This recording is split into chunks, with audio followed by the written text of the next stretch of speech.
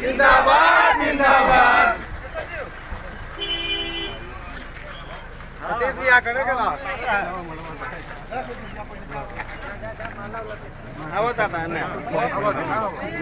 भैया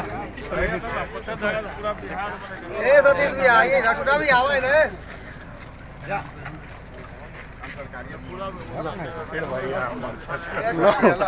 माला छोड़ा ना, माला छोड़ा इधर ना, अरे माला छोड़ा ना तू।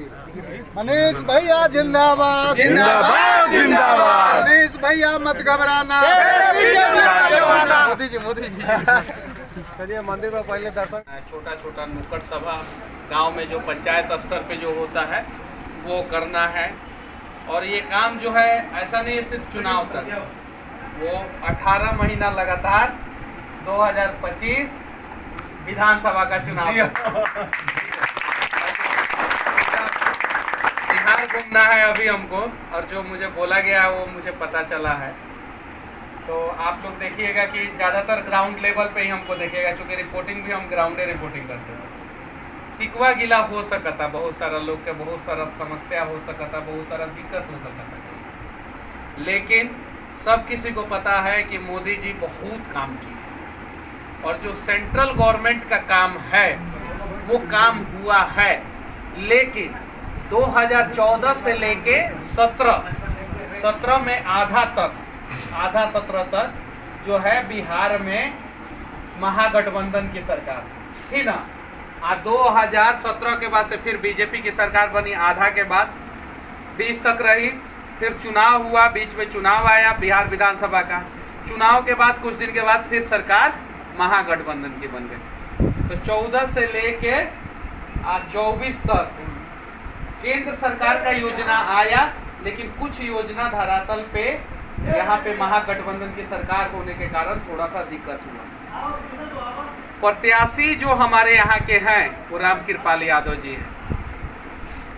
मीसा भारती राज्यसभा की सदस्य है और ये भी लोकसभा के सदस्य हैं। मीसा भारती अपर सदन, मतलब कि रामकृपाल यादव लोअर सदन के है और मीसा भारती अपर सदन की है। इनका 5 साल का कार्यकाल है, मीसा भारती जी का 6 साल का कार्यकाल। कुछ लोगों से नहीं मिले होंगे वो अलग बात है, लेकिन जब बाढ़ आया था बिहार में तो आप लोगों ने देखा था कि नाव से गिर गए थे, फिर भी जो है नाव पे सवार होकर लोगों से मिलने गए थे। ये बात सही है कि नहीं है? ये बात सही है कि ना? अगर झूठ बोल रहे हैं तो आप काटिएगा। सुना है कि मीसा भारती कानून टॉपर डॉक्टर थी। कौन थी? टॉपर डॉक्टर थी। टॉपर, जैसा कि उनको सर्टिफिकेट मिला है, जैसा कि बताया गया है। लेकिन जब कोरोना आया तो मीसा भारती ने किसी का इलाज किया?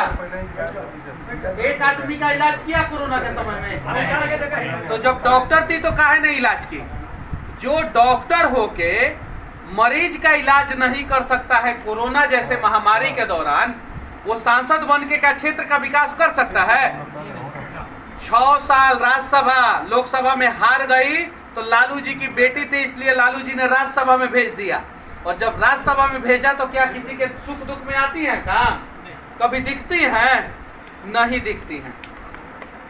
हमनी के दिक्कत हुई, दिक्कत के समस्या के समाधान हुई, ये वादा करता नहीं हम। लेकिन हमनी के देश लाख मोदी जी एगो बहुत बढ़िया काम कैले बना। मुझे एक छोटा सा लड़का बताया, जब हम लोग बीटा में एक कार्यक्रम में थे, हम पूछे कि बाबू मोदी जी को वोट देना क्यों जरूरी है? तो बोला क्या, इतना कमाल का बात बोला कि पहले हम बम बारूद और मिसाइल विदेश से खरीदते थे। कहाँ से? अब वो जो है रिजेक्टेड मिसाइल देता था सब।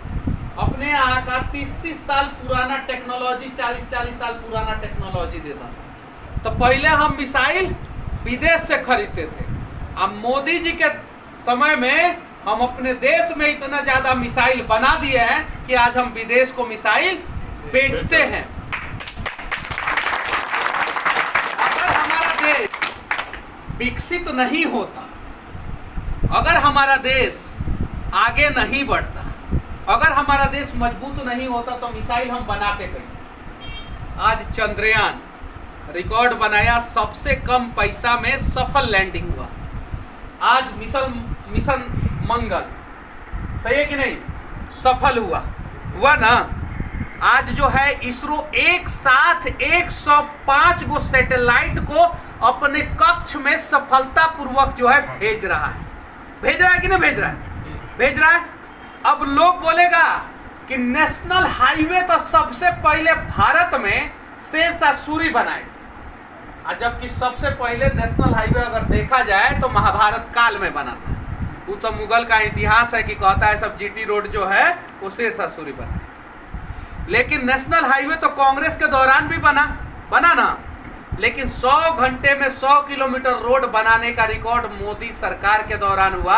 अब पहले नेशनल हाईवे समझे में नहीं आता था कि नेशनल हाईवे है कि नेशनल गड़ाहा है। अब जो है नेशनल हाईवे पूरा चिकना है। अब बताइए बीटा का रोड जो है 2014 से पहले की स्थिति क्या थी? अब बताइए। लालू जी कहते थे कि अगर जो है रोड बनवा देंगे और हमारे लोग जो है रोड पे चलता रहेगा तो कोई गाड़ी वाला कचार के चला जाएगा। आपने रोड पे गाड़ी से चलते थे, सही है कि नहीं? ऐसा भाषण देते थे कि नहीं? आज एक बार हम रौनी से हाथ जोड़ के विनती कर, हम कोई धार्मिक बात बोले हैं, कोई हिंदू मुसलमान का बात बोले हैं?